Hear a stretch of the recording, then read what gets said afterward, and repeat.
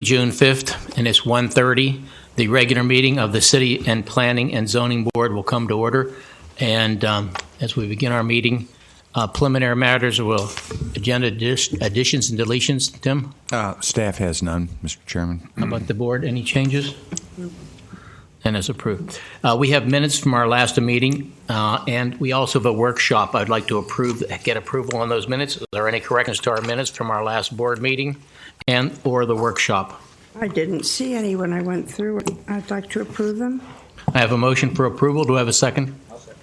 We have a second. All in favor say aye. Aye. Aye. Passed unanimously.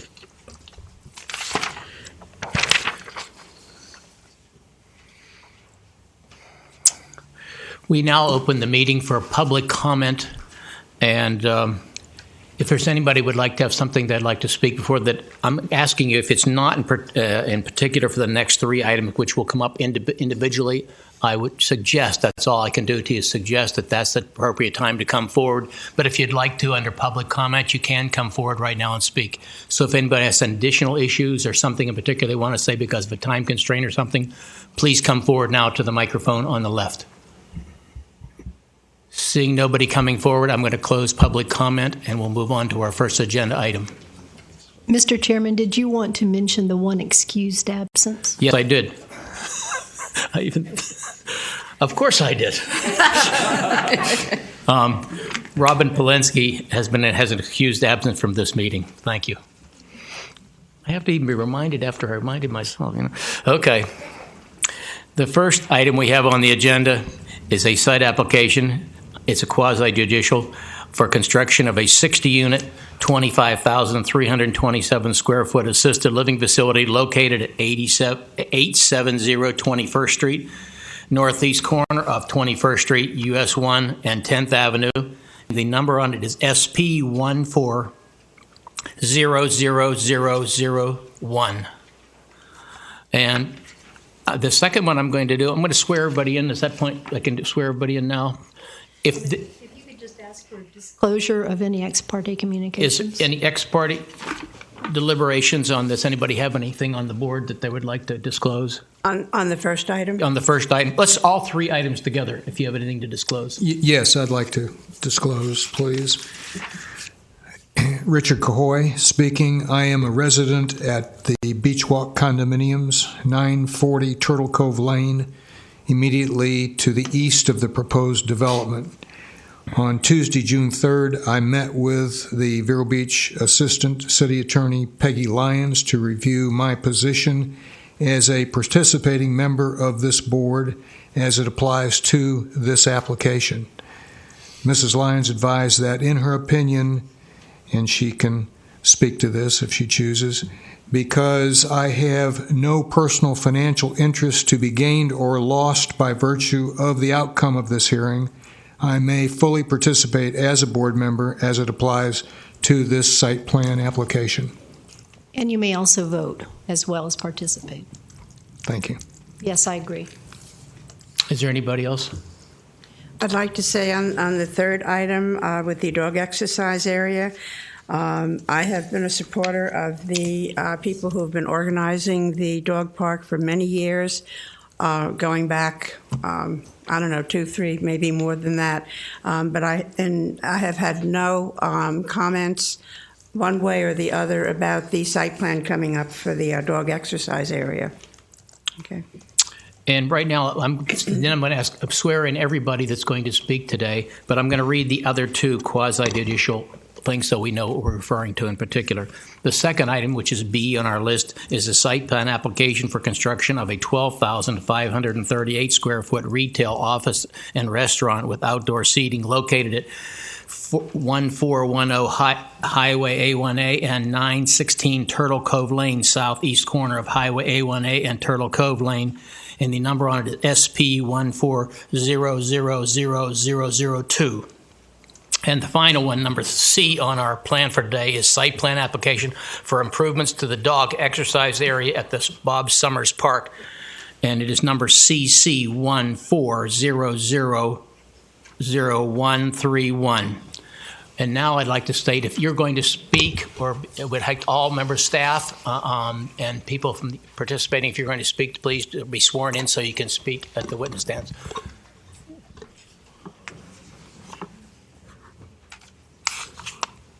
Do you solemnly swear to tell the truth, the whole truth, and nothing but the truth, so help you God? Thank you. Mr. Chairman, could I Yes. ask why are there so many zeros in these numbers? Are we planning on like 1 million site plan applications in a year? Yes, we are. Thank you. No, it's just the formatting in our citizen serve, so, yeah. Always prepared, right?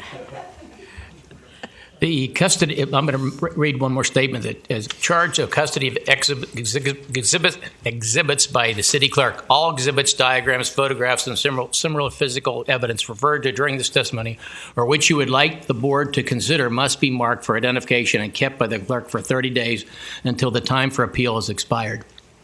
And now, if we're going to move forward with the staff's presentation, and we're only working on item number A. Thank you, Mr. Chairman. Board members, good afternoon. The proposed project includes a 60-unit, 25,000 plus square feet assisted living facility located at the northeast corner of US 1, 21st Street, and 10th Avenue. On the screen here is a location map showing you the general location of the project. The subject property is zoned C1 commercial and includes approximately 2.5 acres. The surrounding properties are also zoned C-1, with the exception of the RM 1012 multiple family residential zoning to the north. The project includes the conversion of an existing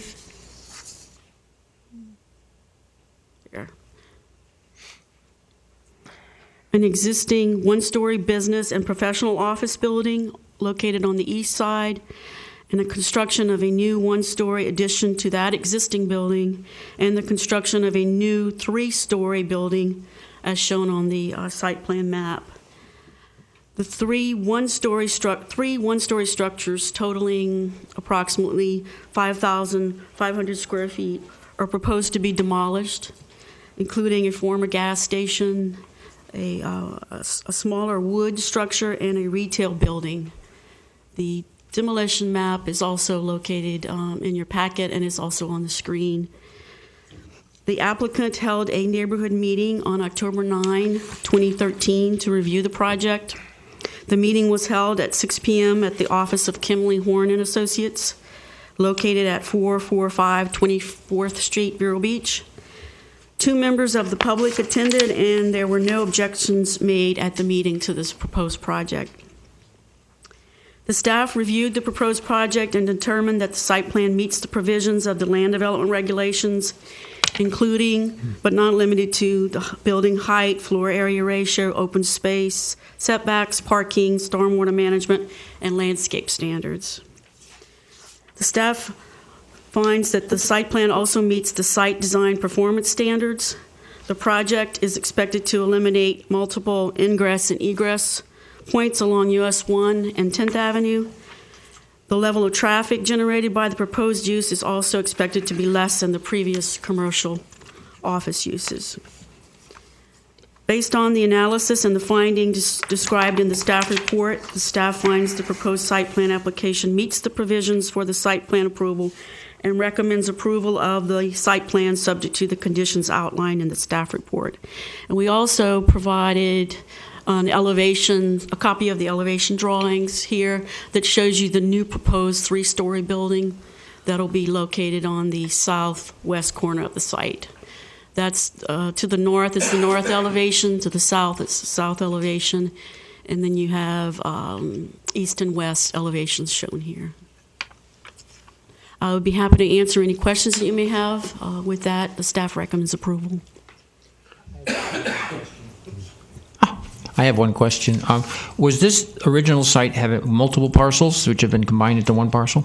They currently have 5 parcels. 5 parcels, correct. right? So multiple parcels being combined into one large parcel. Correct. 2.5 acres. That's correct. Thank you. Mr. Chairman. Yes. Do I see that there's only the one access egress off US 1? And then is there, I can't see the other end. Is it on 10th? Excuse me, yes, I'll point that out. On the screen is the easiest way to show you. Oh, I see it up here. I couldn't see it on my. I know, it's a little small, but yes. You're correct, Mr. Mucher. This is the access off of 10th Avenue, and this is the other access here on US 1. That's one-way traffic there, isn't it? Yeah, it's exit Yes. only, yeah. Yeah. Okay, and all the parking is on the far end? That's correct. Through here and then along here as well. The Some entry parking off, here. the entry off of 10th, that's an existing entry, right? That's correct. If you're familiar with the site, there's several driveway access, Right. all along. Let me get back to where I was. All along 10th Avenue here, and then all the way through along US 1. Okay. So that the new proposed 3-story building is going to be located here. The existing 1-story building that's going to be converted is through here. There's a smaller addition to that building here. And then, as mentioned earlier, the demolition will be this structure here, the gas station pumps, etc. And then there's another smaller building here. Well, where are the parking calculations? I didn't see them in the handout. Yes, they're in. It's very small print. They're on attachment A to your package. Page 2. Okay.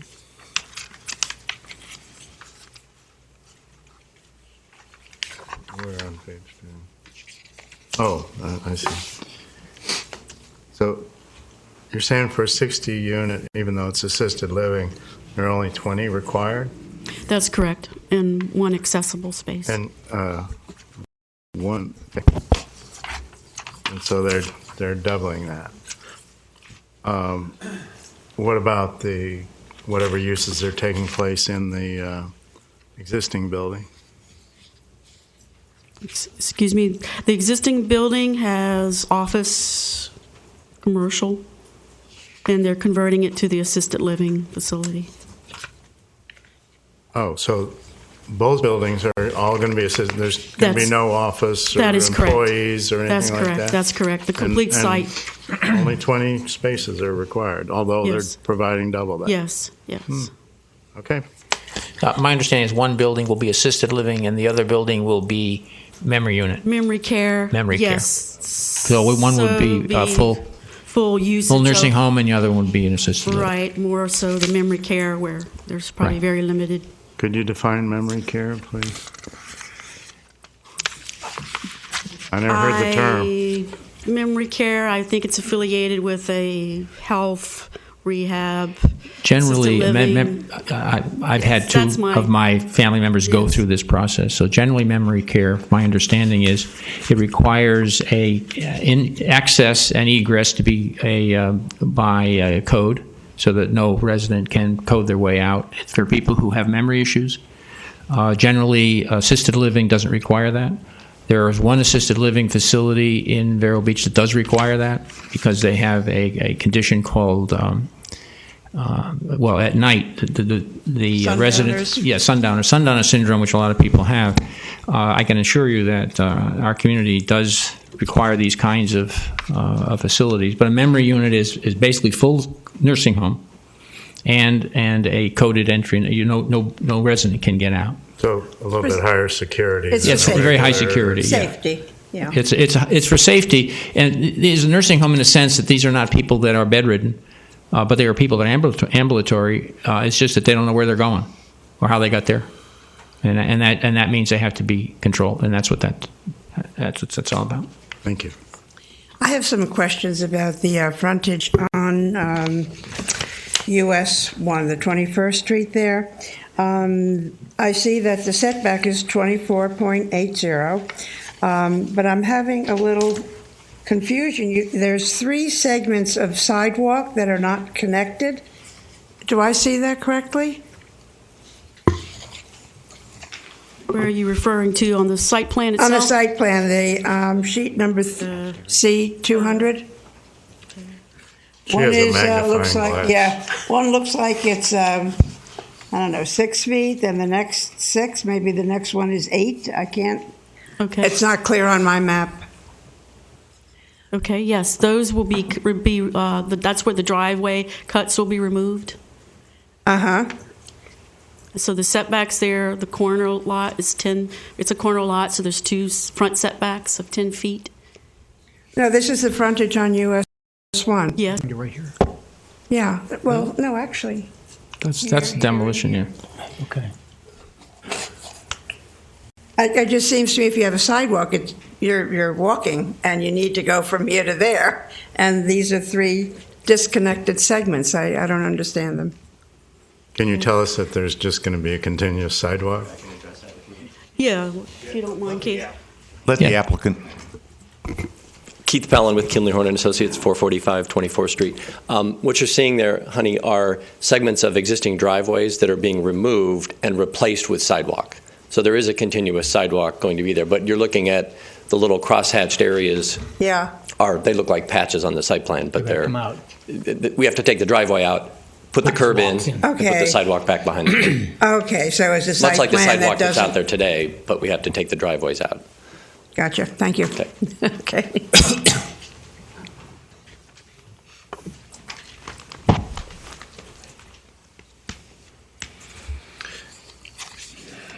Sherry, from your summaries that I read, the project is in total compliance, right? Yes, sir, that's correct. And they have a right to this compliance. But they're within their correct zoning. Correct, Okay, yes. so there's- Yes, Okay. everything is met, the land development regulations are met, and the site the- design performance standards have been met. Traffic is a reduction. That's correct. Mr. Chairman, I have a question. Yes. On the, looking at the site plan and the existing property on the north boundary line, there now exists access from the existing site into the neighborhood nursing facility. Is that access being closed? Are they one company? Well, I was interested in that, so I did look up the property appraiser's information, and I noticed that there are 2 separate names, ownership. So I did notice that the Grace name, Grace Healthcare, is on the sign to the north, and this is also a Grace facility. So I'm not quite sure. I know there's 2 different owners. Okay. If I may address this, Keith Pellin again. Grace Healthcare used to own the nursing home to the north. They sold the property, but Grace actually manages and operates that facility and will operate this facility. So there's going to be some staff sharing between the 2 facilities. There's just the property is in different ownership. And they're both compatible with this new arrangement as far as the driveways, parking, et cetera. They're Yeah, agreeing in fact, and accepting that. we're maintaining one connection. You can see, if I can point it out, Okay. right here between the 2 properties. I didn't know there was 2 owners. I thought it was all one. Yeah, it happened a couple years ago. I remember. No, that where that access is where the employee parking lot is for the adjacent property, if I understand. Correct. I might add, though, that in my review, there was existing parking on the proposed site by people working at the nursing home, the neighborhood nursing home. So I'm assuming that those relationships are going to continue, and that there's going to be a traffic flow in and out of the proposed site through the nursing home as a third alternative. That's exactly correct. Okay. Yeah. They will Mr. maintain Chairman? their driveway on 10th Avenue. Yes. Mr. Chairman, Tim, at what point do these site plans become combined?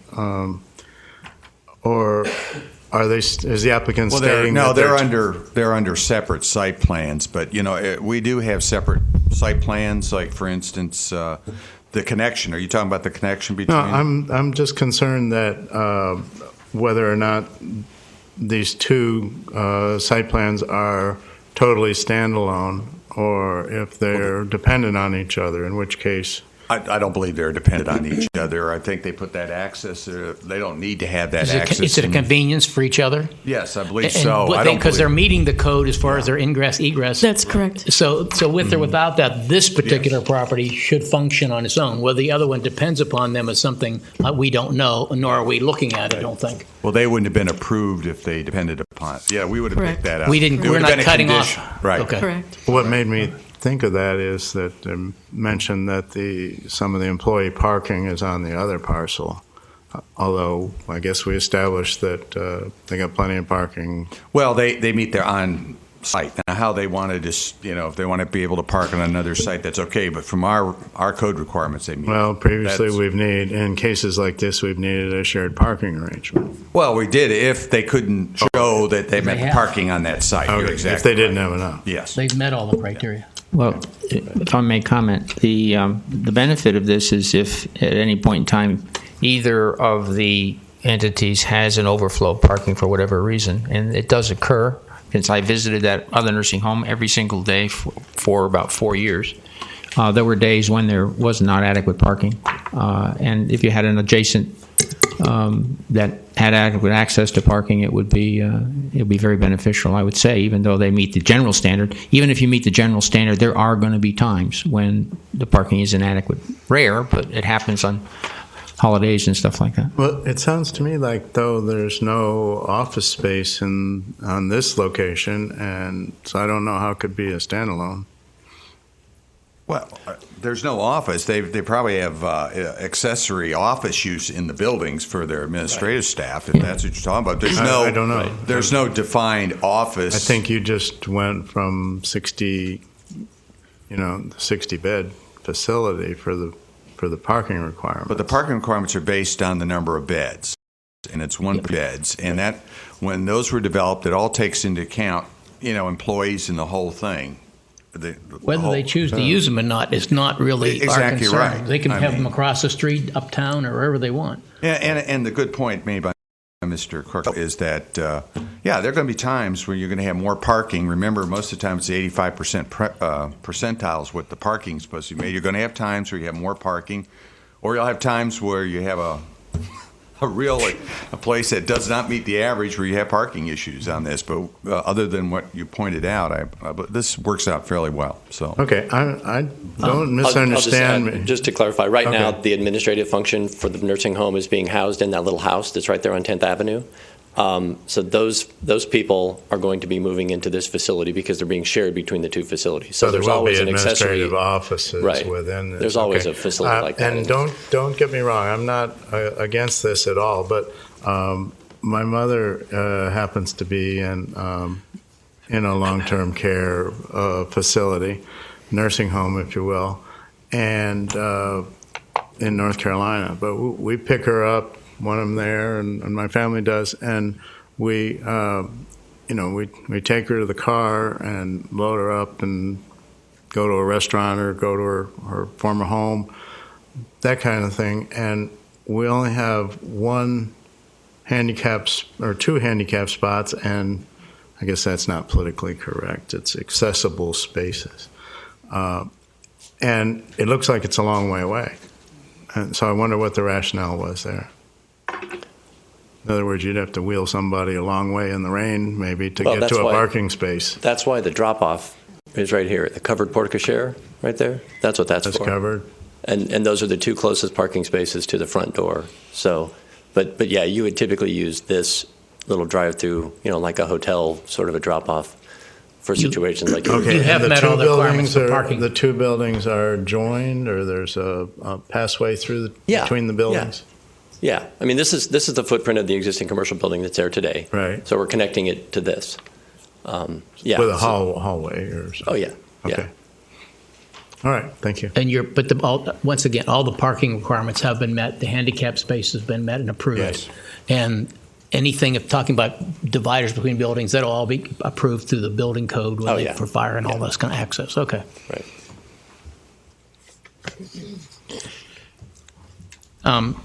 Is there a formal presentation you're going to make? Not unless you guys have questions. I mean, I can go through all kinds of details, but I don't know that I need Keith, to. since you're here, go ahead.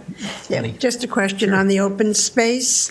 Have Has that increased at all? By like 80%. We've gone from 23,000 square feet of open space on the site right now to 43,000 square feet. So by taking out, a lot of the parking around the existing building and stuff, we've greatly increased that and eliminated all the driveways on US 1. So Yeah, okay. there's a lot of positives. Yeah, get rid of that asphalt. Yeah. Thank you. Is there additional questions to the applicant? I'm ready to make a motion if we have no We further need- comments or we need a questions. public- But we should have, if anybody in the public, I think Is we there should anybody ask. from the public would public like to has a speak comment. on this? If you do, please come forward. Seeing nobody come forward, we'll assume that the public has no comment on it. I'd like to move that we approve this site plan. I have With a the motion. conditions recommended by staff? There are 4 conditions recommended staff. And I would like, okay, that's fine. We have a first and a second. All in favor with the conditional conditions set at the end of the application. Who seconded the motion? I did. Okay. Motion And accepted. just for clarification, I believe these conditions, for the public, these conditions are all boilerplate that are attached That's to correct. every Yes, site. these are normal conditions. Nothing Yes, that's unique correct. or secret to Yeah. this site plan. We need a roll call? Yes, sir. Mr. Cahoy, Yes. Mr. Mucher, Yes. Mrs. Manous, Yes. Mr. Croteau, Yes. Mr. Laufer. Yes, Passes 5-0. thank you.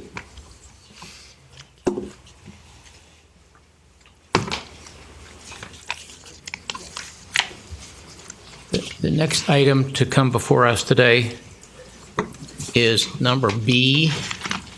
And once again, I'll repeat the number. It's SP 1400002 on Turtle Cove.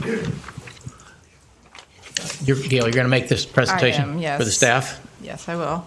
The applicant is proposing the construction of 1 3-story building and 2 2-story buildings, which will include 2,444 square feet of retail space, 7,650 square feet of office space, and 2,444 square feet of restaurant, with an additional 941 square foot outdoor dining area with the related parking and infrastructure improvements. And this property is zoned C1A, and it's got the future land use of commercial. And in your packet, you had included attachment A, which provides the project description and fact sheet relevant to this project. There was a required neighborhood meeting held on February 12, 2014 at the Schlitt Insurance Services building at 1717 Indian River Boulevard. There were 34 public members in attendance. They asked general site plan questions and had many comments, and because of the number of comments, we attached that to your review. And the neighbors were concerned about security, and they requested a fence along the east and the southeast property lines. And although this is not a code requirement, the applicant is providing the requested fencing. Additionally, the neighbors requested a more opaque landscape buffer along the eastern as well as the northeast property line. And the applicant is proposing to put a 6-foot hedge in, whereas the code only requires a 2-foot hedge.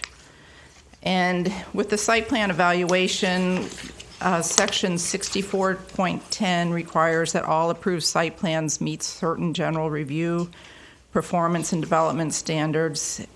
And we have reviewed this site plan and finds that it meets the proposed site plan meets these requirements. And the two most relevant are Section 64.10A6, which is compliance with the land development regulations. And the city departments and other reviewing agencies have reviewed this and find that it meets all the height, floor area ratio, open space, bulk lot coverage, setback requirements, parking and loading, and stormwater management practices. Additionally, Section 64.10B, the site design performance standards, we find that this is a proposed mixed-use project is similar to other existing properties along the State Road A1A corridor, and is a compatible transition between the multifamily residential use to the east and the heavily traveled A1A corridor. And the proposed layout of the driveways and parking creates no safety hazards. It will not have any adverse impact on adjacent properties. The required parking will be provided on site. The property owner, at his own expense, will provide an additional 5 parallel parking spaces immediately north of the site along Turtle Cove Lane. And these parking spaces will be available for the public and will be maintained by the property owner. And based on these analyses and findings, we recommend that the proposed site plan meets the provisions for the general site plan approval and recommends subject to the following conditions. And I do want to add on number 4, I would like to amend that just to be a little more specific, that it would be the proposed driveway to the abandoned Coral Avenue right-of-way shall be constructed with appropriate dead-end signage and markings to block off through traffic until such time as there are approved improvements on the adjacent property to which it can connect. Also, it is recommended that the termination point for said driveway be the elevation break line shown on the plans rather than the end of pavement as shown, in order to eliminate unnecessary stormwater runoff issues. And if you have any questions, I'd be glad to answer them. Mr. Chairman, my standard complaint about the fact that we're not allowed to drive past these places. So is this the former location? And I don't know if you have a location map. Is this Charlie the former Brown's. location, Yes. Charlie Brown's? Yes. And is the frontage on Turtle Cove, or is it on the south side?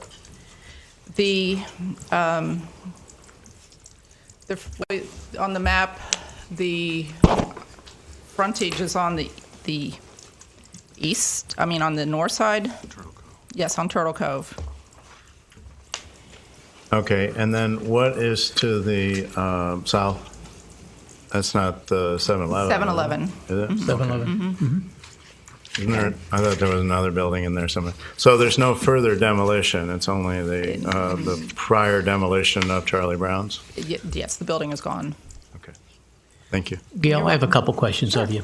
What I didn't understand as I did some review on this is, can you explain to me the alley situation that comes through behind there? Is that going to remain, that will not remain public, is that correct? Is that right now is there a public easement through there? It's abandoned, right? It's abandoned. It's right. abandoned? Yes, and one of the things that he's pointed out, we're going to not allow movement through that unless the 7-Eleven comes back and they do some improvements, and then so there's some issues there. So that's going to be basically blocked off at this point. Okay, but so what you're asking for by the little amendment you made was that they sign it accordingly, Right. so people know that if they're trying to leave, they can't get through that way. They can't physically Now, drive through. does 7-Eleven have control over that easement through there? Is that why they can't go on through It's right now? vacated, so they own own it. the part of the vacation. It's on their tax half rolls. of it, and I guess there's an adjacent property to that. Is it that owns the other? Does the condominium then own part of that? I believe condominium owns, yes. So once it was abandoned, it was divided among Divided the in half, property as owners, you do, right. and they each have a quadrant of that. Exactly. Okay, that was what. So Right. eventually there'll be nothing there at all. It'll be closed off. Ultimately, Right, unless they come up with back with a site plan where they want some interconnection, but then again, it could only be on that small part that's by 7-Eleven unless the condominium wants to get involved in it. I see. because You're that's their referring to this easement then that would run east and west? North. no, North and south. think Okay, it's it's not up in here. right in here. Okay. Disappears right- Yeah, I had a lot of trouble with this because that would have been the continuation of the old Coral Avenue. And I was wondering, because you have a little abandonment that runs west to east, indicated on this map, be about halfway through. Yes, that's the alley. Is that specifically what you're talking about then? No, in item number 4 is talking about the Coral Avenue. Right, okay. Well, then what is this abandonment of the Coral Avenue? It's a small area on the map? It's south Coral Avenue. You see where Coral Avenue is in the north and how it Yes, enters I the do. property? When Yeah. you go all the way through the property to the end, all that, where you get to the property line, all the remaining Coral Avenue had been vacated, okay? So that's where you see those lines. That's where the vacated right-of-way. The one that runs west to east? Oh, well, it's actually running north to south. North and south. No, we're not talking about the same Perhaps you thing could then. point it out with the. Is there a clear? Yeah. Can I give it a try? Yeah, get a shot. Go ahead, we'll give you a shot. Not doing too well. Yeah. For the You got a record, pointer? I had a lot of trouble with this because, go ahead. For the record, I'm Joe Scholke with Scholke Biddle and Stoddard, and it's a pleasure to present this project to you today. Thank you. So I'll get right to the point of there were several easements and rights of way involved in this project, so I'm going to explain them. The north-south old alignment of Coral Avenue was previously abandoned, and like Mr. Laufer, is that how you say Yes. his name? Like you indicated, each adjacent property was divided into quads. They all got that property. The city did retain a drainage and utility easement over it. They did not completely give it up. There was a drainage and utility easement over it. So if you look at the plan, there's a small hatched area just on the very east side of our east building. Can you point it Yeah. out with the Can you mouse? see that? please? Yes. This area Right there. Right, yeah. We needed the city to abandon that portion of the drainage and utility easement, which in fact they already have. The city council approved the abandonment for that utility easement several weeks ago. And that was so we can move the building over, use a little more of our property. Now what we did is we located the water mains, the Bell South, the cable, make sure none of that was within that area, and it wasn't. We got sign-offs from Silver Beach Utilities, Silver Beach Electric, AT&T, Bell South, and they said, yeah, it's okay to abandon that little area of that utility and drainage easement. So that was the one abandonment we did that's shown as a hatched area.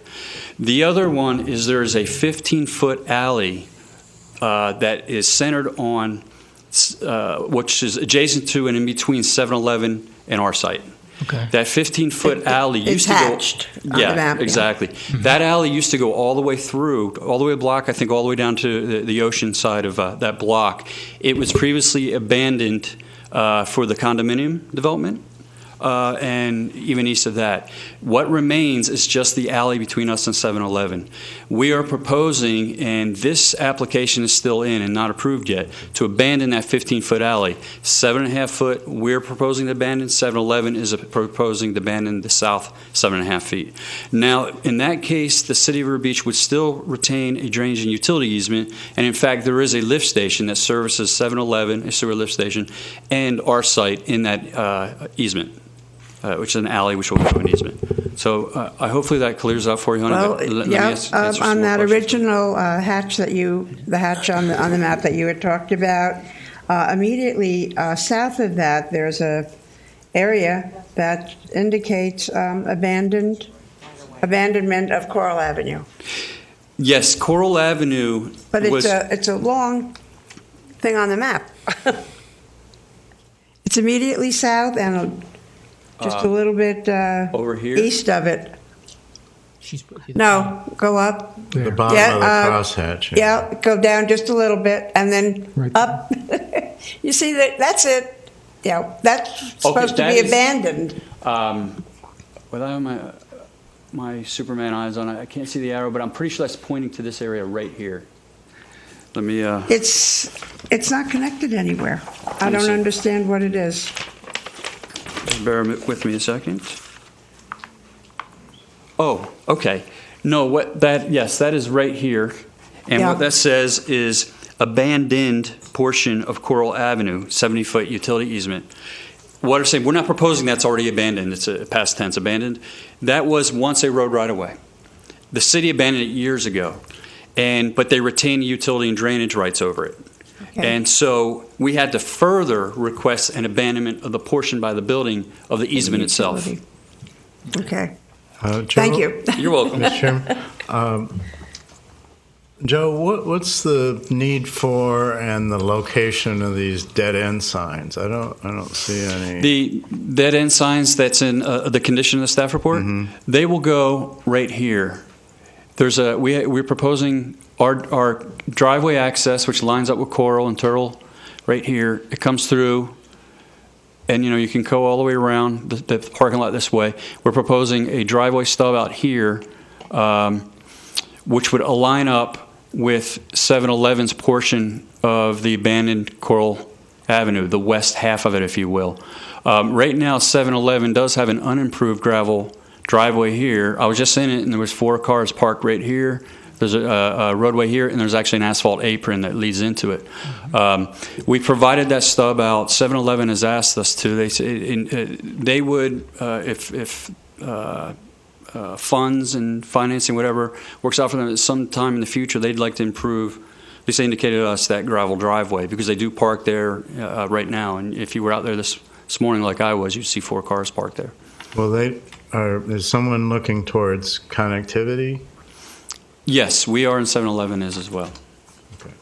But in the meantime, until they improve it, it will be road closed or dead right. end We'll have it'll be like signed closed right there. Matter of fact, if you read the condition, it further says instead of us building this driveway all the way to the property line, like we're showing it, they're asking us to stop it about here instead at what we call the high point of the pavement, where it goes up and then goes down.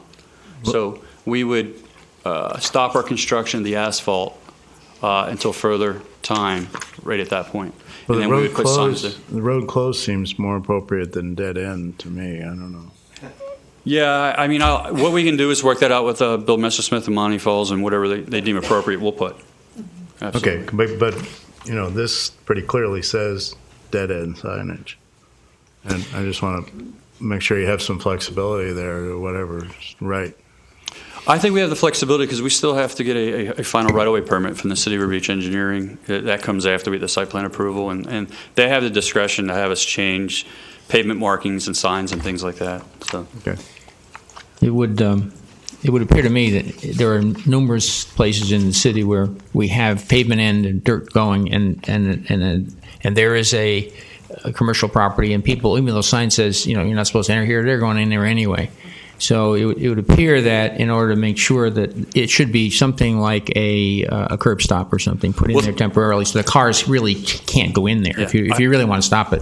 I can tell you right now there are 4x4 wood bollards. Oh, okay, that's fine. Yeah. As long as they stay there. We don't plan on taking them out at the property line. Then why would you Better need than any sign. I'm sorry? Why would you need any signage? Or That's right. Something. Well, I think you don't want someone mistakenly hitting those bollards, at night or something like that. It's really, I think, a safety thing, as well as to prohibit traffic from going or letting them know. We don't want someone inadvertently going past the driveway and maybe hitting the bollards. I would probably see reflective tape rather than before I would see a sign. Yeah. Joe, do you have a formal presentation you're going to make this morning about this property?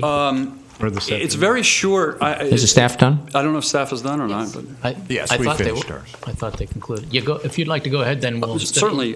We did bring a color graphic. If Okay. we can set that up. What would you want, a plan? I think the landscape plan. Right. I can, if I hold it here, everybody can see it. Yep. Yeah. May I ask a question first? Go ahead, sure. The application, which was done in January, indicated this was for construction of a new 3-story building, and it itemizes exactly what's going in and how many square feet, and yet you're saying it's 1 3-story building and 2 2-story buildings. And so how did it change from being a new 3-story building?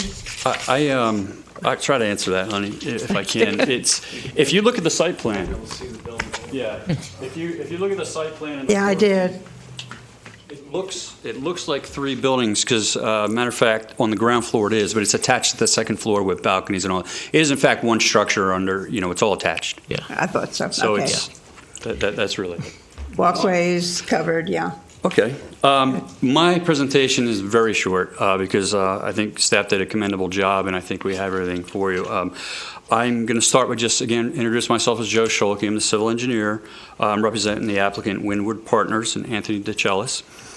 We have with us today Scott Lane from Bolton Lane. He's the architect, and he's done a fantastic job on the the design. We have Brian Good from Kimbling Horn. He's a traffic engineer, in case you have any traffic concerns. We have August Schwartz, landscape architect right here. And we're all here and happy to answer any questions you have. Briefly, the building really is one larger building. It's a mixed-use building. The northern two buildings, or portions of that building, are two-story elements. Only the bottom or southern portion is a three-story element. It's a small element. The total square footage is about 12,600 square foot of building area. There's an additional approximately 700 square foot of outside restaurant area that we included in our parking calculations, those type of things. Is that outside ground? Yes, sir. Okay. It's in this large in the courtyard area there. That's what I thought it was. So it's nice because it will be buffered, if you will, from the adjacent properties, and we think it's going to make a nice, friendly environment and friendly to our neighbors as well. Not to reiterate everything staff said, but they did point out that this is appropriately zoned. We agree. It's very compatible with the area and the development patterns in the area. We were very excited to bring this forward and start construction of this project. We reviewed the staff report. We agree with the report. We agree with the conditions. And we're here to answer any questions you have.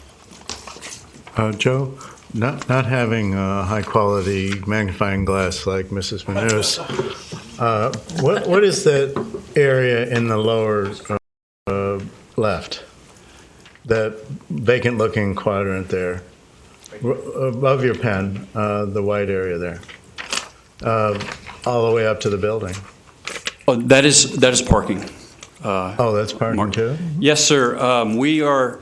If you went to the site today, you would see that 7-Eleven driveway is interconnected and stubbed out to the Charlie Brown site. We're continuing that interconnection there. And so you can pull in there and go to that parking. Now, the building is like a porte cochere. You can actually drive underneath it right there. So you can drop off people, for accessibility reasons. Someone's dropping off at the restaurant, what have you, out of the elements. But so the whole parking lot is contiguous. You can drive through it all. And so that's what that is. There's several parking spaces. Thank you. There.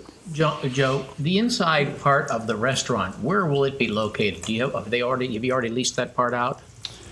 It hasn't been leased out to my knowledge. However, we envision the inside part of the restaurant will be the south building the east building on the first floor. Just away from the condominium then? No, closest to the condominium, east side, forgive me, east side, I'm sorry. Right. It will, I think, be focused towards the courtyard because we're proposing, courtyard seating as well, in that courtyard area. And they will enter through the porte cochere? We would hope so. That would be the primary way that you would enter. Off of the main road. Right, off the main road. A couple of comments that we heard and picked up were talking about odors from the restaurant things. Sometimes they're positive, sometimes they can be otherwise. My question is, where will your ventilation and things? Do you have an idea where ventilation that will come from? Scott Lane is here. He may be able to answer that question, but I don't think we've gotten into the fine details of the, usually you have to work with the restaurant tour, and everyone's going to have a different take on it. I imagine it would probably be to the south. Or how about the dumpster location? At this moment in time, this is potentially the restaurant. We're thinking venting may be on this side, but again, there's no restaurant for the space currently. The dumpster is currently right here. Sir, could you please speak into the microphone because the clerk can't pick it up? I'm sorry. The restaurant is on the east side, right there. Okay. The venting most likely is where the pen is being indicated at this moment in time, because again, we see the restaurant really sort of facing that courtyard space. And then the dumpster, to answer the other question, is located right there.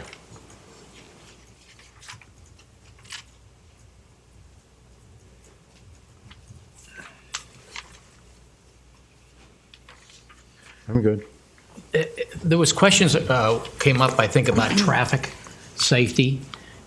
Joe, any comments on that? From Charlie's, let me ask this question this way. Charlie's restaurant never had any issues that we know of for traffic. We believe we've improved the access to this site, did a better job than what Charlie Brown said. As a matter of fact, the access points that Charlie Brown had would not be approved today by DOT for access management purposes. They have a driveway very close to A1A on Turtle Cove Lane.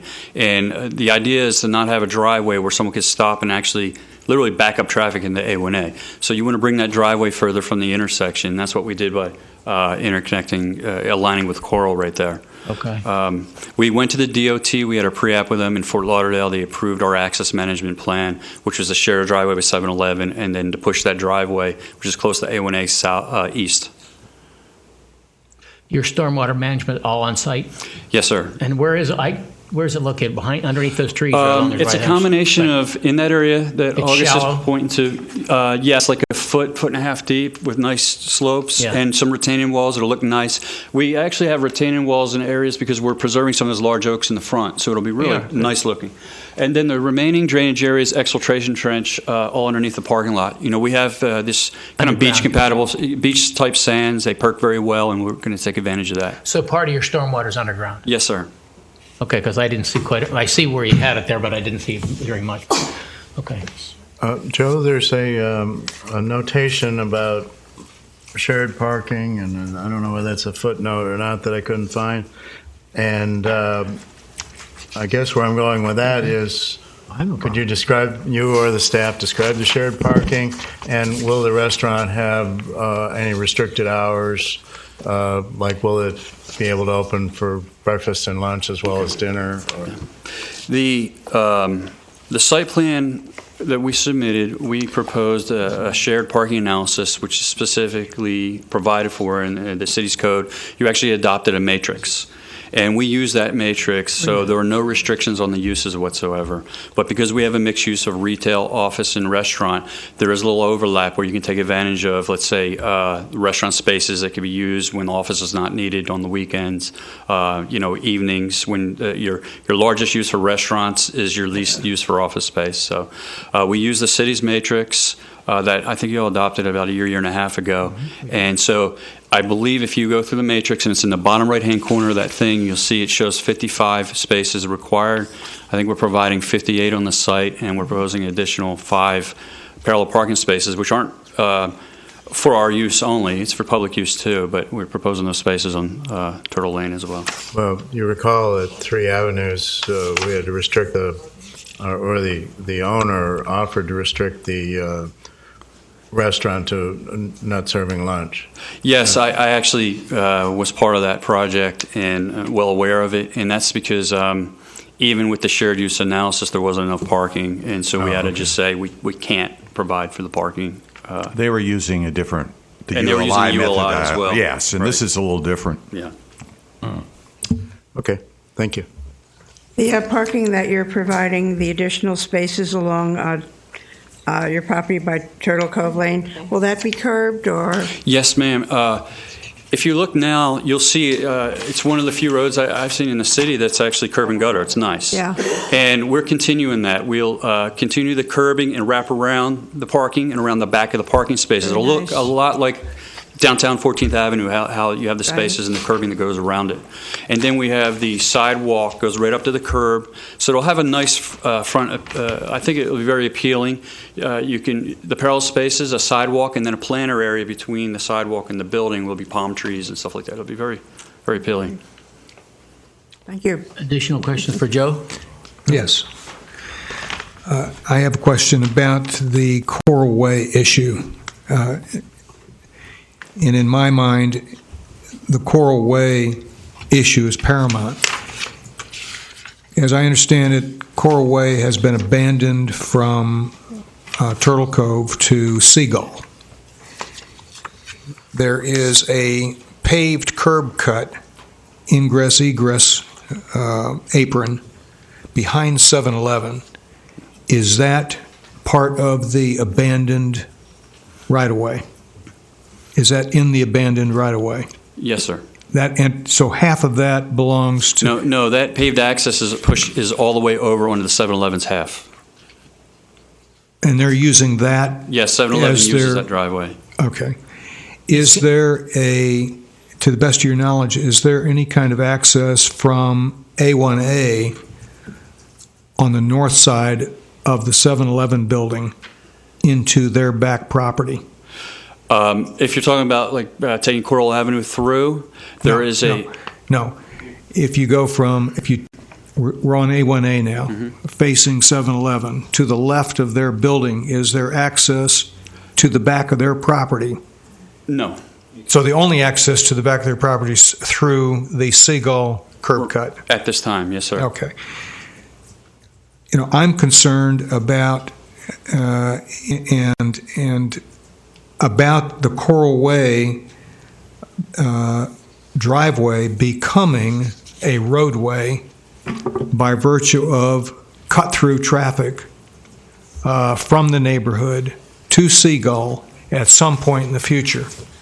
By leaving this open-ended with respect to the potential of future development of that alleyway, and I would be opposed to not closing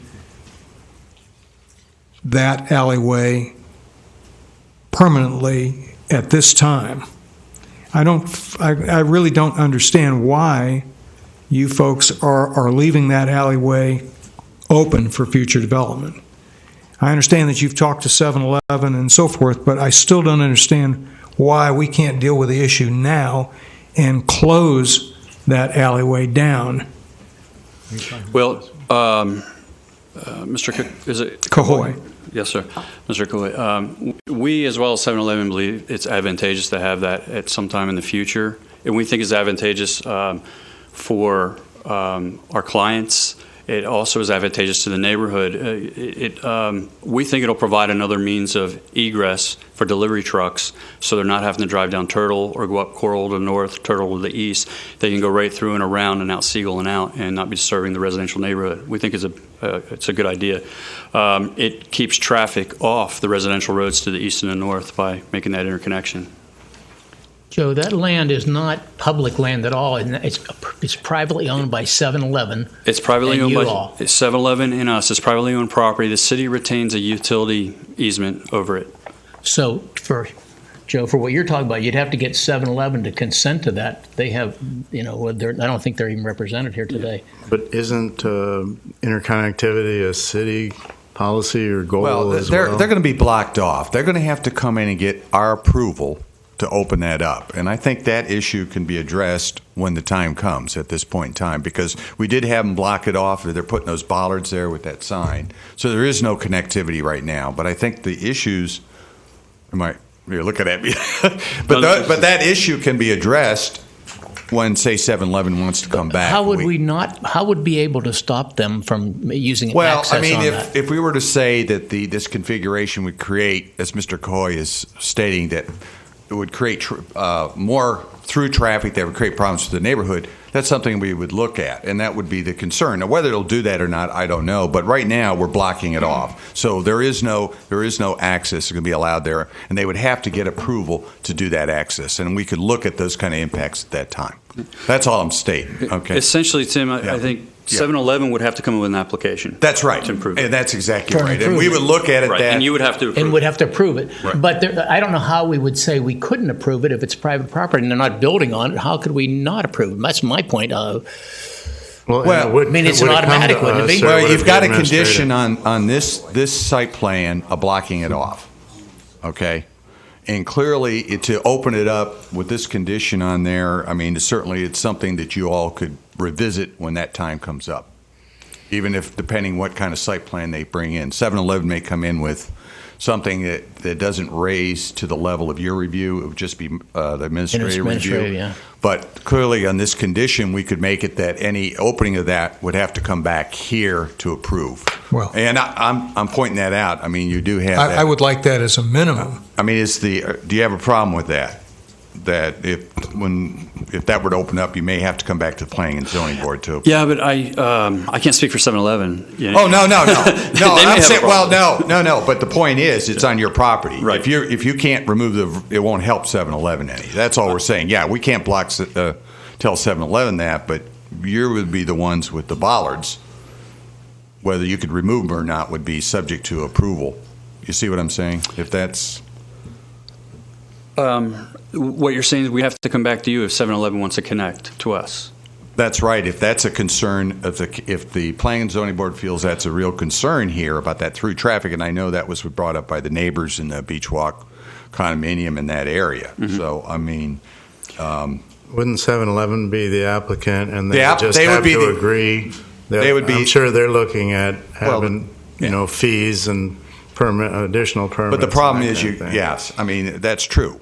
But I mean, we can't put a condition on that would bind 7-Eleven at this point. no, but I'm saying you can bind them. They're the ones that Right. got the bollards. Absolutely. If you say you can't remove the bollards until we approve it, you've got a condition on it, whatever 7-Eleven. Yeah, I guess Yeah. essentially we're requesting approval tonight to be able to I make that understand. connection in the future. Well, you have And- right now we have the bollards are part of it. Right, and we acknowledge that there are bollards and it's closed until that road is approved. And certainly, if 7-Eleven comes in, even if you leave it to staff, we're going to look at it carefully on that. And if we feel that, and to get input on that, if we feel we need to raise the level of review up, we would bring it to you like as we do other things. Well, if I were them, I'd be concerned that, they'd have to come back, make a co-application with 7-Eleven, pay fees, all that kind of stuff, and just I to understand. agree to remove the bollard. No, I understand, and I mean, normally that would be administrative approval. That I would, as the administrator, they came in, we'd like to revise our site plan to remove that, and I could do that. I feel very comfortable with doing that. I mean, I do not like creating bureaucratic obstacles for people to come through, and certainly, I mean, part of what our staff does is if we feel it's going to have those kind of impacts, we will bring it back to you or get your advice on it. But, I mean, I feel comfortable we could look at that with our public works staff and all that. But I think what I hear Joe saying is he'd like to have that pre-approved as part of this application if and when 7-Eleven comes in and gets approved for their improvements and they request interconnectivity, that all they would have to do is agree without a whole nother application. Oh, I understand. Is that what you're... Yes, we wouldn't. I do not think our client should have to prepare another application and come back to P&Z Well, if 7-Eleven wants to. It'd be a code compliance. Yeah. That's all I'm saying. If Yeah, it's and I understand what you're saying. Right. And I mean, it's going to be up to you. I mean, I feel comfortable either way you want to do it. I think it's fair to them. They've done what, or blocking this off now to leave it to do it that way. I mean, I still think you would need approval to remove it, but unless you want to put a condition that you allow you to remove that once 7-Eleven comes back. But it is kind of open-ended because I don't know what 7-Eleven's going to propose. Yeah, at the end of the day, I think you're going to see an application from 7-Eleven, and we're not going to object to that application. Okay. And at that point, if I have to submit a letter request from to McGarry or to Monty Falls saying we would now like to remove those things and we don't object to the connection, that's, Okay. in a perfect world, that's how I'd like it to But happen. Joe, your concern is more than likely what you don't want to happen is going to happen. Well, That's my point. And I I'd don't like think. I'd like to address that. Okay. There is a second curb cut immediately to the east on Seagull, next to the abandoned curb cut. Seagull is... Where is Seagull? Yeah. Seagull runs parallel to Turtle Cove, east and west. It's south of this site. Okay. Yeah, it's down. Seagull is, South of 7-Eleven sits 7-Eleven. on the corner of Seagull and A1A. Okay. Immediately to the east of the abandoned curb cut, which is now being used as a 7-Eleven driveway, is another curb cut into which 45 residents of Beach Walk condominiums enter their property. And Behind A1A? behind A1A. And I think it's a huge safety problem. Number two, there's only one other curb cut on Seagull, and that's east of Beach Walk, a second condominium project. I don't know, they might have 30 residences there. So we're blessed with the fact that Seagull has pretty much restricted traffic to residential only. You're proposing that we, in the future, open up Seagull to commercial traffic by making that driveway become an access point for the shopping center's truck traffic. And I'm afraid that beyond that, there's going to be traffic use from Coral Way through that as a shortcut, or vice versa, by other traffic. So I have a traffic question and problem with the alleyway, and I think it should be abandoned and restricted at this point. The fact that you folks have already been in talks with 7-Eleven and are going to come forward, or you're telling us that they're going to come forward with a development plan, tells me that it's a foregone conclusion that if we approve this, it's going to be a driveway that's going to get substantially more use than that neighborhood's experienced in the last 15 years, 20 years. So my objection to it is on record. Wouldn't that be part of the 7-Eleven application? I agree, Mark. The 7-Eleven is going to have to submit an application, and they're going to address all those issues at that time. Can you show the outline of the 7-Eleven structure with the mouse on this? It's, let me double check my aerial. In other words, that rectangle there, is that the alley behind? This is the alley behind the 7-Eleven right here. Okay, so the structure. And the 7-Eleven is right in there. Structure is right in here. Mm-hmm.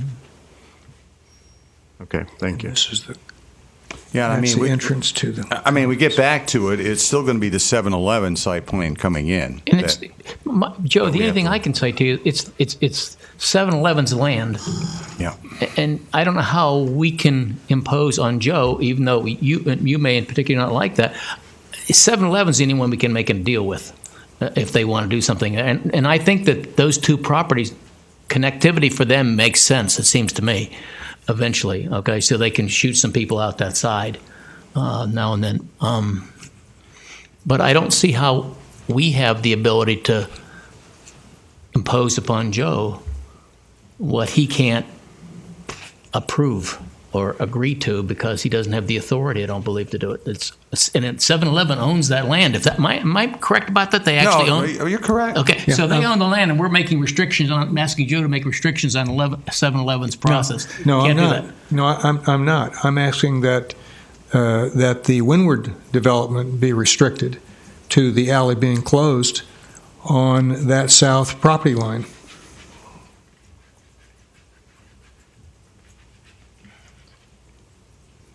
I'm confused. Does 7-Eleven now have an entrance into their property off of Siegel? Yes, they do. Yes, they do. So there is commercial traffic already on Siegel as people are coming in and out of 7-Eleven. Yes, sir. There's four vehicles parked behind 7-Eleven today. And those are 7-Eleven vehicles or employees I of imagine they're probably 7-Eleven? employees of 7-Eleven. But generally, it's not a direct connection to their major parking lot in front of the building, right? It's just for service? No, there's not a direct connection at all to their major. It is really a service. Right, it's a service. Alley, yeah. Yeah. So what benefit would they have to connect to your property? You'd have to ask them to be able to take deliveries or to have people continue to drive through and not have to back out, not have to try to make a three-point turn. There's a lot of reasons why that would make sense. Do they have deliveries from larger trucks that have to make a turn like that? I don't know what their delivery schedule is like. Are you anticipating deliveries like that in your property? We anticipate deliveries you would get with any retail or restaurant. Right. How would a large vehicle turn around in your property if this doesn't connect through? They would negotiate around. If you look at, do you have all the sheets of the plans? I assume you do. Yep. It's on the bottom of the site plan. Oh yeah, it's on the bottom of the site plan. You can see the traffic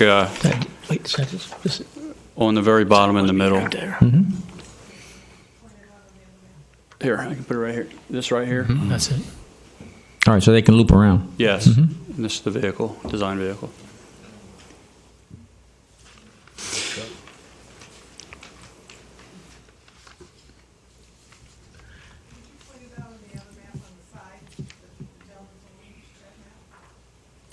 It's not drawn. It's not drawn, but we go down. And it goes the other way, actually. Right. Yeah.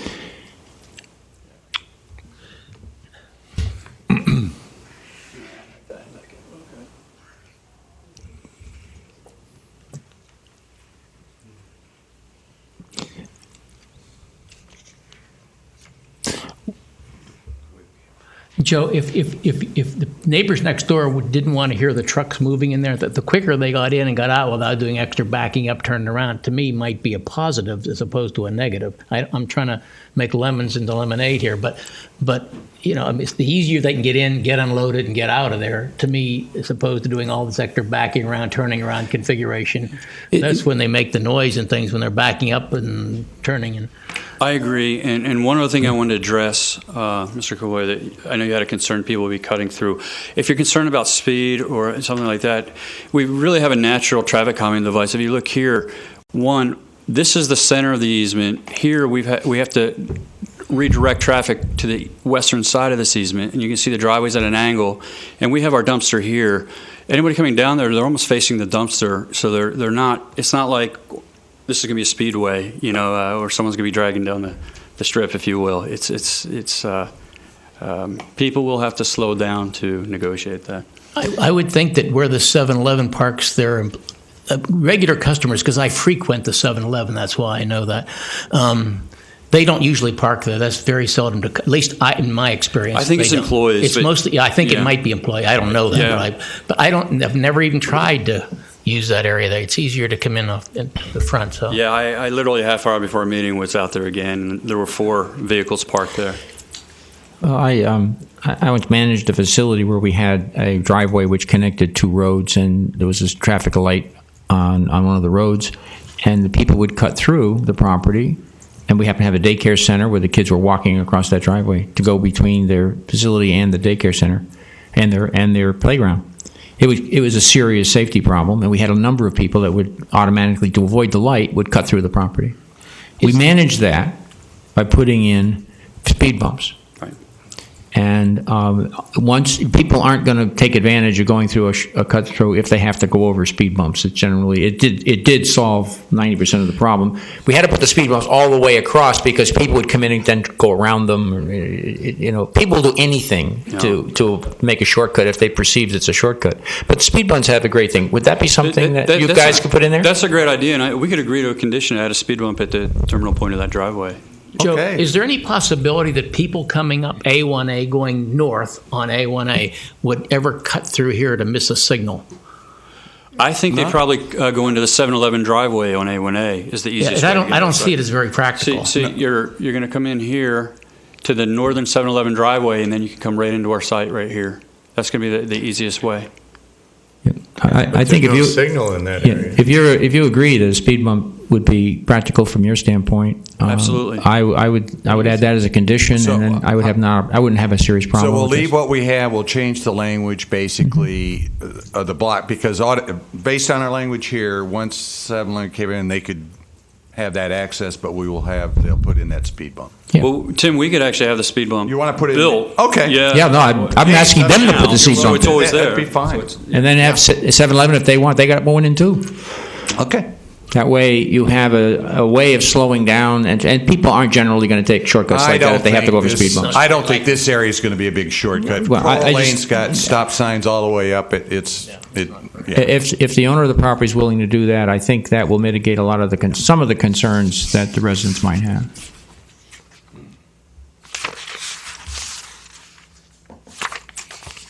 Any additional questions for Joe? Seeing none, I'd like to open the opportunity for the public to come forward and speak and show us your concerns and your requests. And if you haven't been sworn in, there's only one gentleman I saw, and maybe, are you going to speak? Depends. I'm actually with Proctor Construction, so I may. Okay, well, if you're going to speak, I don't believe you've been sworn in. Is that correct? No. Okay, and I didn't mean you're first either. Just give me a second. Is there anybody else? How many people would like to speak? Let me get a 1, 2, 3. Okay, we'll start on this side. Ma'am, if you'd like to come forward. Yeah, you go up to the podium, please. Excuse me, Chairman. Yes. If you could give me the opportunity to address any comments, maybe. Surely. When the public input's done. Yes, absolutely. Please state your name and where you live at, please. I'm Judy Combs. I live around the corner from this whole project. Okay. First of all, when first she said that it wouldn't affect the neighborhood, she's told it on truth, basically, because it will affect our neighborhood. Right now, we have a very nice neighborhood. The way you were talking, it's like A1A is all business and trucks coming up and down. A1A maybe, but our neighborhood is just a block away. And it actually is right off Coral. And I'm afraid that the parking lot, when 7-Eleven was, or when the Charlie Brown's was there, they had the entrance to Charlie Brown's. As I understand, it was now wouldn't be legal, but it didn't really affect people driving on Coral. Now, people are going to come straight through Coral. They're going to come out from the restaurant. They're going to go straight down Coral to get to the 17th Street Bridge. They're not going to bother turning left to go to A1A because that's the traffic that they're going to get in traffic that way. There's stop signs along Coral.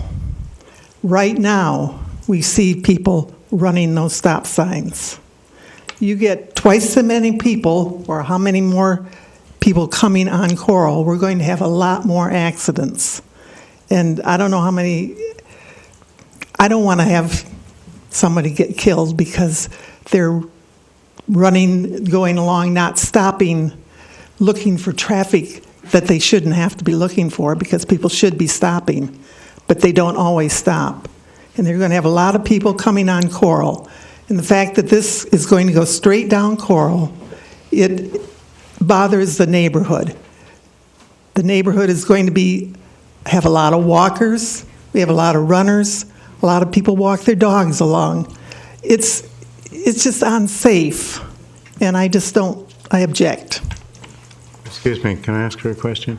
Or maybe the staff can answer, but does Coral go, is it a straight shot through to Causeway? Yes, it does. Is there are a stop signs, sign in stop between? signs every way. And a lot of people, especially if they're going to be at a restaurant and they're going to be having liquor, they're not going They're all hiding going from to be the cops. They're not going to all be stopping. Thank you. Anybody else on this side of the room would like to speak? Sir, come forward.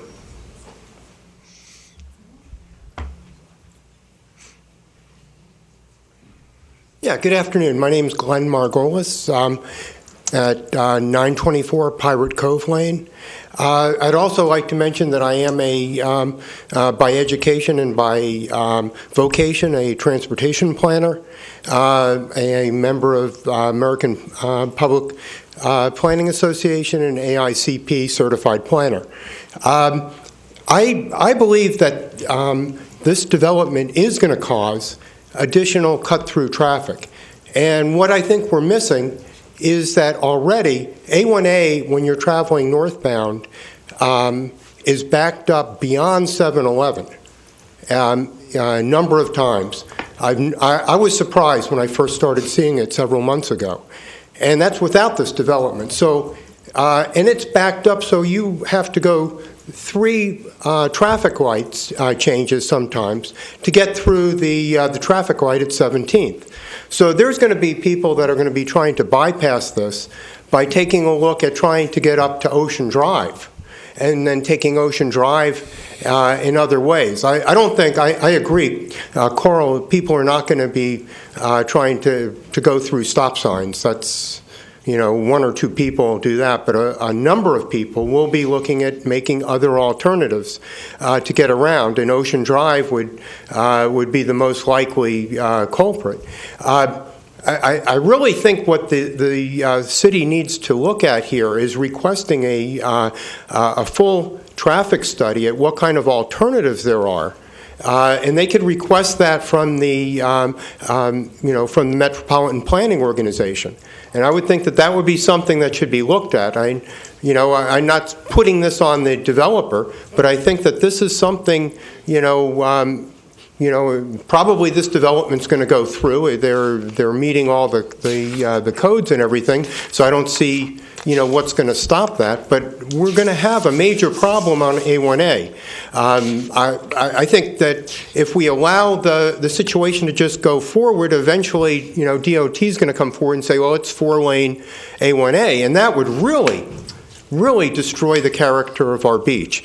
So we don't want to see that happen. I think we really need to request some type of, a full transportation study of the area and come up with some alternatives so that, maybe we could look towards the future. What can be done to stop, additional changes to to this beautiful community?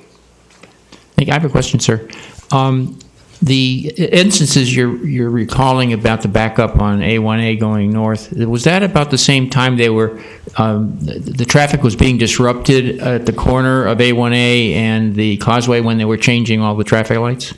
No, I believe it has to do with... Because I experienced bit delays there myself when they were doing the traffic lights. I just wanted that was not a connection. No, it happens at random times. I mean, there's, I think the times when the school gets out, I think the St. Edwards, is it? That's one of, that could be one trigger. There's a number of triggers that will cause that to back up, significantly, south of the 7-Eleven.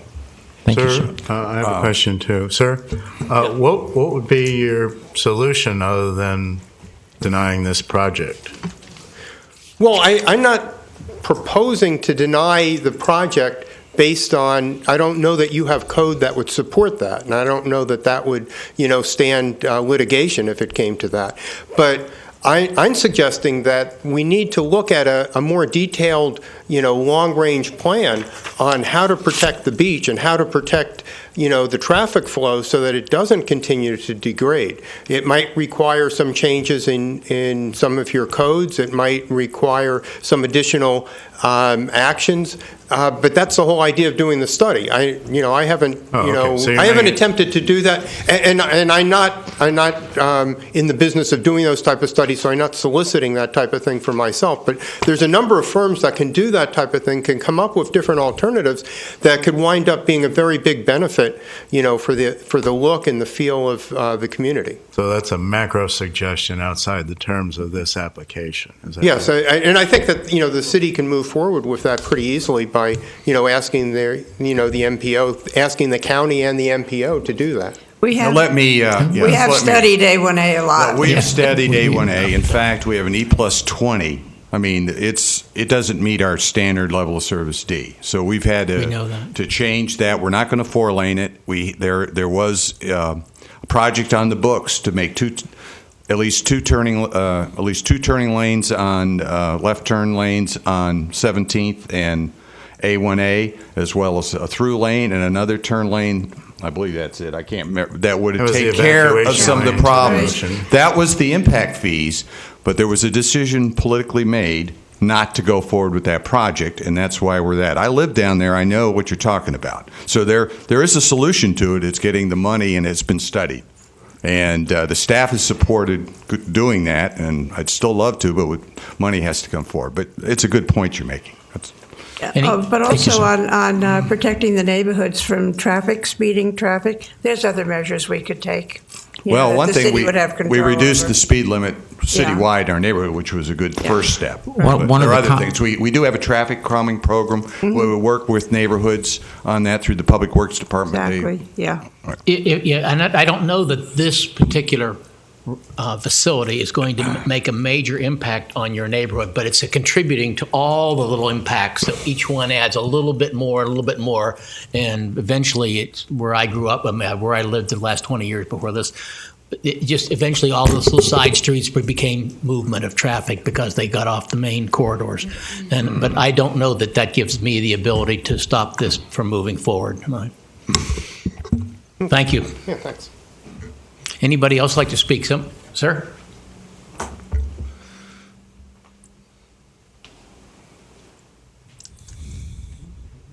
Good afternoon. I'm Richard Voss, 715 Turtle Cove Lane.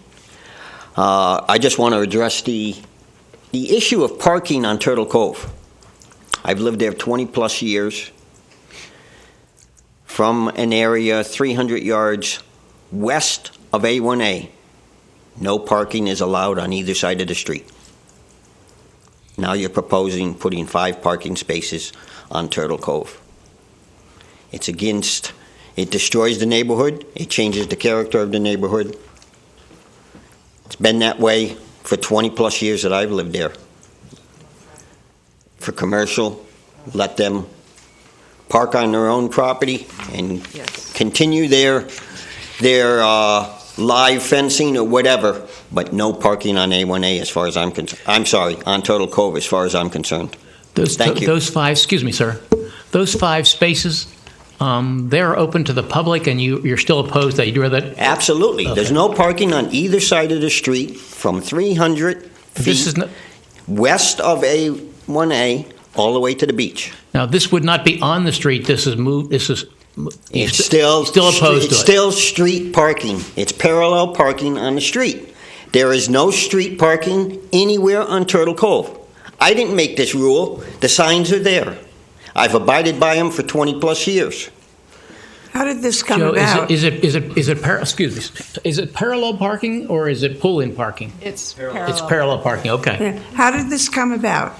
Well, they suggested to do that. We did not have a problem. This is a commercial district. We have commercial uses, non-residential, the north and that. This is not your typical residential, this part of Turtle Cove Lane. So we didn't have a problem. If Public Works, did not have a problem with that to add that parking. In fact, a lot of times parking on street calms the traffic a little more too. It does. Then you should have taken the signs down a long time ago, because the signs are there today. Well, no parking any side of the street. Well, they probably are there today, but in this case, there would be some parking right there. The rest of it would still be no parking, I assume. Yeah. So right now, there's so you're saying the developer, for his financial gain, has a benefit. I think it's a public benefit. How is it a public benefit? I won't argue. I'm not going to argue with you either. But how can it be a public benefit? Tim, do we have other streets that don't allow? Well, we have right in some of our residential. I don't know why the no parking goes up there. Maybe Bill would know. And he's here. He could give you a little more. I haven't been here. Well, we've been here 10 years. Have you been sworn in, Bill? Pardon? Have you been sworn in? Yes. Okay. Bill Messersmith, Assistant City Engineer. Typically, we post no parking signs on streets when the adjacent property owner requests us to post no parking signs. Okay. Right. Primarily in residential areas, right? Pardon? Primarily in residential areas? Primarily in residential. But, it's almost always at the request of the adjacent property owner. Right. Okay. He's saying the entire length of the street is that way. Is this the only commercial property on Turtle Cove? Well, the property across the street is also commercial. Right. The bank. Okay. The bank across the street and this, and other than that. Well, actually, the condos are commercial too. Well, they consider themselves residential. I know they do, but they're. Yeah. But anyway, so this is the only commercial, in a sense, a retail commercial that's on the street. Okay. And if it were residential and they wanted us to take the no parking signs down, we could take them down. Fine. Thank you. Question, Tim. On your presentation, it says that it requires 79 spaces, and the total provided, not including these 5 spaces, is 58 spaces. Did I have some discussion? No, that's by code, but they use the matrix. The shared matrix reduces. So I was reading the development specs, that's all. And it said required and allowed. But if you look at the shared parking options, what they're saying, if you looked at individually, I see the shared options, yeah. Yeah, and the shared options, you get the 58 total, you see. It does reduce, yes. Well, you get to, I see. So with see the what I'm shared, saying? you reduce it to 58. Yeah, right. Yeah, we put that information to help you, assist you in that, not to confuse. Well, all it did was confuse me. Yes, I see. Less paving, more green. But I confuse very easily. Less paving, more green. Right, I agree. I was trying to figure that out. Okay. Sir, you'd like to speak? I would, and I have been sworn in.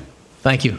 Steve Lundeen, 940 Turtle Cove Lane, member of the Board of Directors at Beach Walk, representing the 45 owners there for the board. There were a couple of things. I didn't know about the parallel parking, and I support the gentleman's comments. But there were 2 things that I've been asked to represent the condominium on. One is the lighting.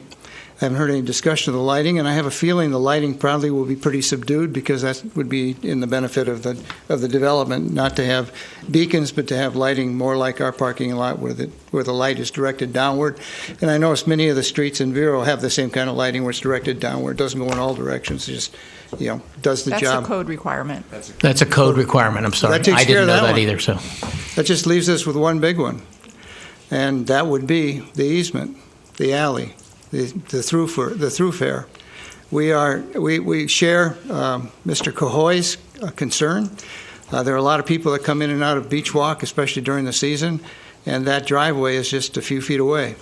And to have two areas where there are cars coming and going simultaneously during the season, that's a formula for disaster. Seagull, by the way, has become a throughway already as people escape the lights during the season, especially during rush hour. Really? They race down Seagull as fast as they can go. They take a left there, they go down, and then they circle back, and they can get through the light faster than if they were to wait in line for the light. So that's already happening. That exists. If you want to put speed bumps somewhere, that might be a good place to put some.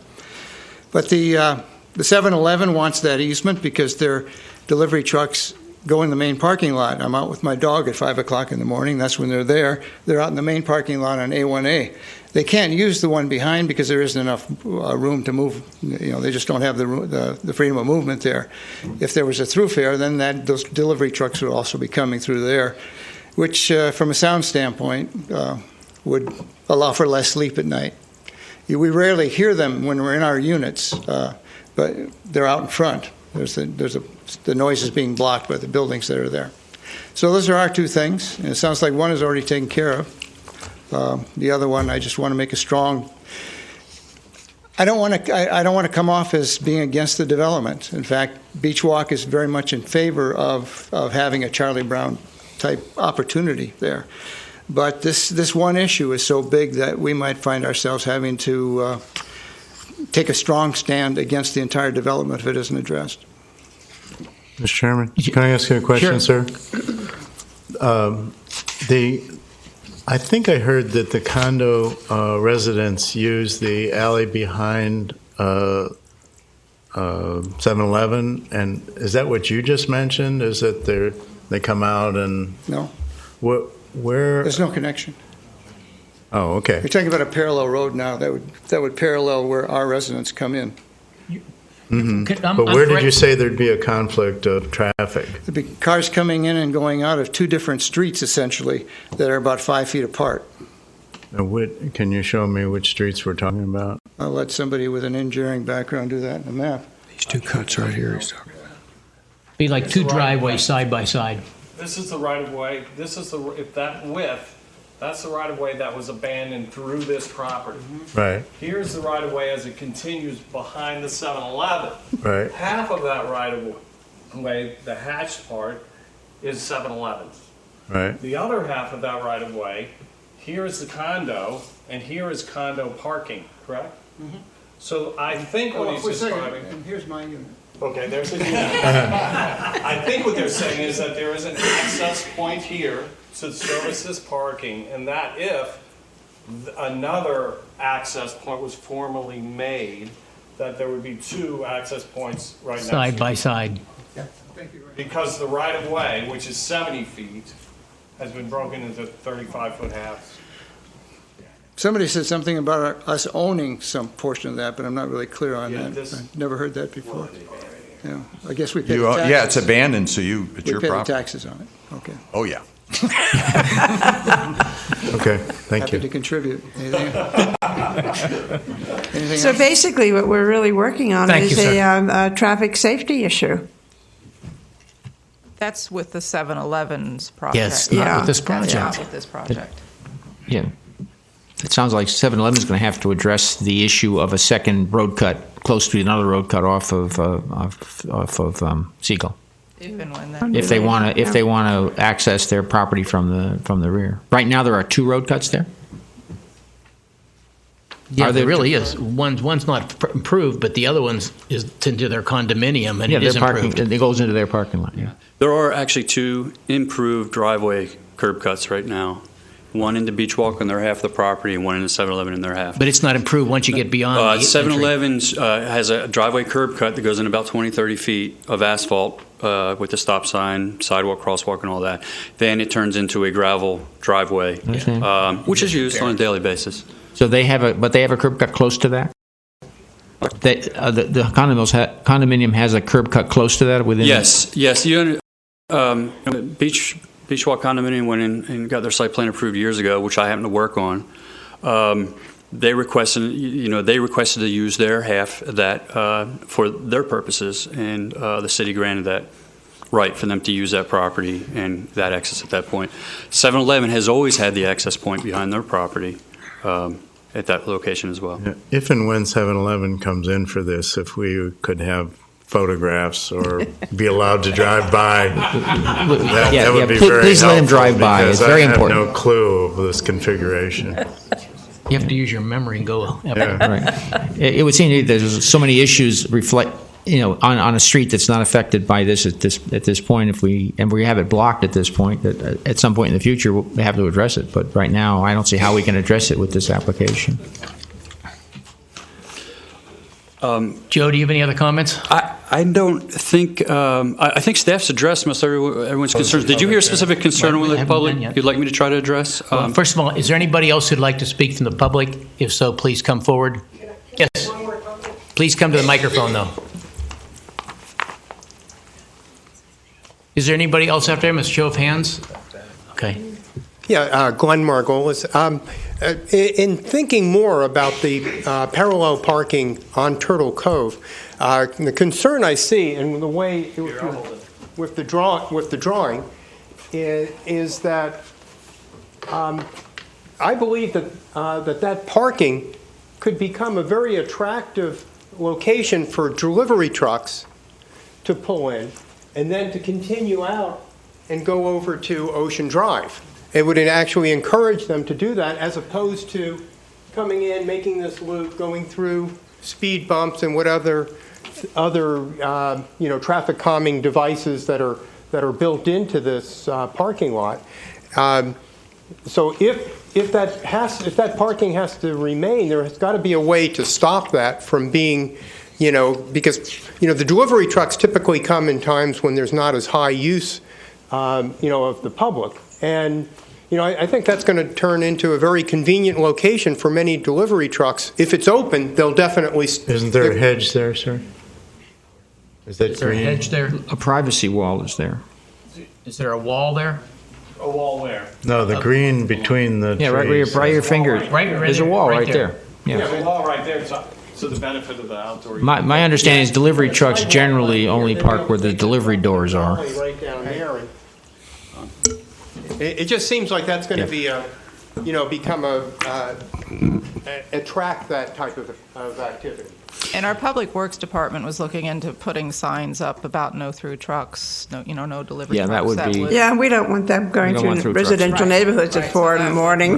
Right. Yeah, Where would the we delivery truck traffic we could work with Public Works and put appropriate signage, like a no loading area, and something along those Where would lines. the loading and the unloading? I really area think be? that the trucks are going to want to come into the site because we built a ramp on the east side of the building. It's very convenient for the trucks to pull in on the east side of the site and be able to make the deliveries with the what do you call them, the hand trucks, if you will. On the north side, you have to step. You have to walk up steps, three risers to get up to the building from that sidewalk. It's not very convenient for a loading vehicle to stop there and make any deliveries. Yeah. With that being said, Joe, if you'll give me a second, I'd like to close public. Oh, certainly. No additional comments. I'd like to close the public opinion portion. Now, Joe, if you have a conclusion. Yes, I would like to offer the opportunity for Brian Good, who's our traffic engineer. If Brian, do you want to address anything to Mr. Is it Markovis? Margolis. I'm sorry, I didn't pronounce that right. But our traffic engineer is here, and I think he has a pretty good grasp on the A1A 17th Street and what have you. Thanks, Joe. Brian Good, Kimley Horn, 444 24th Street. There was a question regarding cut-through traffic on Coral Way. Just realized that the distance from the project site on A1A to the 17th Street intersection is 0.3 miles. Using the Coral Way route, it's a little bit less than 0.6 of a mile. In addition to going twice as far, you're asking someone to go through 5 stop signs. So why is it plausible someone to use that route? It's a public way, they can go that route, but I don't envision that as to be highly probable that someone would use that route. As regarding Mr. Margolis's comment regarding the need for a comprehensive traffic study, as someone who does comprehensive traffic studies, I would support Mr. Margolis's suggestion. But unfortunately, at this time, we know what the problem is at 17th Street and A1A, and it's the need for dual left turn lanes. In fact, as Mr. McGarry already said, there's plans sitting on the shelf. I believe right-of-way acquisition has been ongoing for years. I think it's done. It is now complete, but it's really an issue of funding to construct the dual northbound left turn lanes. And really, once that goes in, you'll see a drastic reduction in the backups that we currently experience at that intersection. So with that, that's the only two things that I would add. If there was a comment that you heard that you would like for me to drone on about, I'd be more than glad to. Yeah. Seeing none? I have a question. Yes, sir. We received a letter, which you may not be privy to, from a resident on Turtle Cove concerning speed limits on A1A. And there's a suggestion that the speed limit, I'm assuming that she is talking about from Seagull to 17th Street, be reduced to 35 miles an hour. What is the likelihood of that in the future? Because of A1A road, it's a Department of Transportation's decision as how they post their roads. It's my understanding right now, I believe it's 45. Yes, it posted 45. It would take a request from Indian River County, the city of Vero Beach, for consideration and revision of the posted speed in that area. To this date, I'm unaware of an actual request getting to the Department of Transportation for them to reevaluate the posted speed in that segment. Brian, wouldn't that reduce the level of service? The level of certain, it would not, no. Indirectly, I mean, the posted speed is a function of the capacity, but because of the geometry of the road and because of the way 17th Street operates, not really. Actually, the level of service or the capacity of that portion of A1A will be enhanced once the intersection gets improved, because as was mentioned earlier this afternoon, it does back up quite a ways back from the intersection during peak hours, and it's a function of those northbound lefts. This is off the subject, but while we're talking about it, I never understood the northbound traffic improvement. It seemed like we needed southbound traffic improvement at that intersection as much or more. If you actually look at the historical turning movements at that intersection, the predominant movements are the northbound lefts and then the eastbound rights. I mean, those are the two. But there are two northbound lefts today. With the through lanes. I mean, the intersection is to be expanded out to provide additional capacity at that intersection. So it's really an intersection problem. It's not a A1A problem from a capacity. It's really the metering of the intersection itself. Okay, thank you. Thank you. Thank you. Thanks, Brian. If there are no further questions by anyone? Any questions? No. I would like to thank you for the opportunity to present our project today. We are very excited to get started. If everything goes well, Proctor Construction, Andrew Kennedy's here, will be breaking ground in the fall. And we are very excited about this project. I think you'll find that it's going to be a fantastic improvement for the Vero Beach area. Thank you. Gail, do you have anything else to add? The only comment I wanted to add is that the size of the project, they were allowed to build 25,000 square feet, and they're only electing to put 12,500. So they have half. So it's half of what they could have done there. So I think that says a lot for the project. It does. Okay. Thank you. Any additional comments? No, I would make a motion to accept this. Would it be appropriate to include some kind of consideration for adjacent neighborhood traffic studies or calming, or should we just work with the site plan? Okay, I'll make a motion to approve it. Well, I would second if we added the comment about speed bumps. Yes, both speed of bumps. They're going to do that. All right, so with the conditions, with the 5 conditions established with the addition of the speed bump. Yeah. Good, thank you. Then I will second it with that amendment. Any additional other comments? We have a recommendation and a second. Any additional discussion? I think we'll call for a vote. Mr. Cahoy? Yes. Mr. Mucher? Yes. Mrs. Manous? Yes. Mr. Croteau? Yes. Mr. Laufer? Yes. Passes 5-0. Thank you. Commissioners, thank you very much for your time. We appreciate it. Could you all please leave the exhibits with That our didn't take clerk long. for 30 days? It did.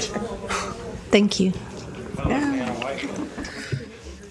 So we're leaving these. Now it's Tell Ben away. Yeah, Wolf Wolf. You want us to Does anybody need a break? Yes. Need a break? No? Does anybody need a break? Can we need a break? I need to get my bills. Go ahead. Yeah. Need 5 minutes. Okay. Few minutes. Members of the public, we're going to take about a 3 to 5 minute break. Andrew, And aren't every- you staying for the doggy park? No.